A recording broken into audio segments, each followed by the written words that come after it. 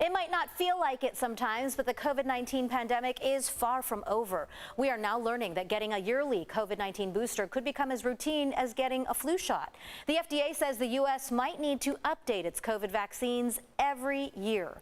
In a new report, FDA researchers say getting a new updated COVID booster every fall could save lives and help minimize societal disruptions.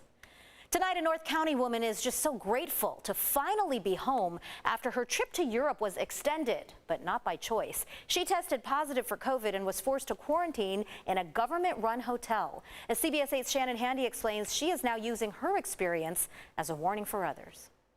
Maria Curry just returned home to Carlsbad on Sunday. She was supposed to come back a week earlier, but that all changed when she got to the airport in Italy. This was my first time in Europe. Maria Curry never envisioned a trip she's wanted to take for so long would end the way it did. It was a lesson in surrender because I totally decided to just surrender, make the best of it. Maria's journey started out in Paris, where she and her daughter spent more than a week on a boat and visited sites in and around the city. And this is a farm that we visited in Paris. Then it was off to Italy, where she spent another week traveling with her son and daughter-in-law. We stayed there for 4 days. When it was time to head home, the three decided to take COVID tests at the airport in Rome. Negative COVID tests are still required for anyone flying into the U.S. Her son and daughter-in-law tested negative. Hers was positive, which came as a shock considering her only symptom was sneezing one day, which she attributed to allergies. I was surprised when I tested positive, yes. Maria was told she could stay with family, which she doesn't have in Italy.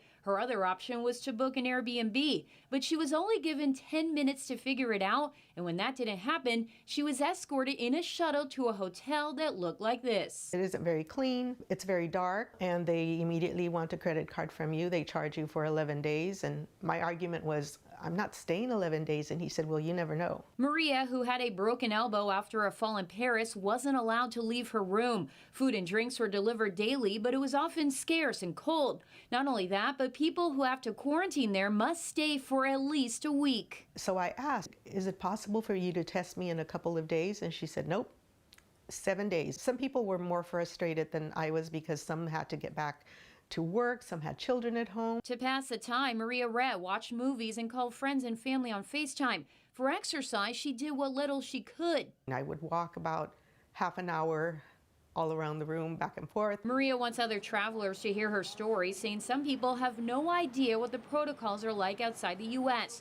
She suggests testing before arriving to the airport, so you have more time to figure out your own quarantine plan. While the experience left her shaken, overall, she says it didn't ruin her trip. They're precious memories. No, it did not ruin my trip. Shannon Handy, CBS 8.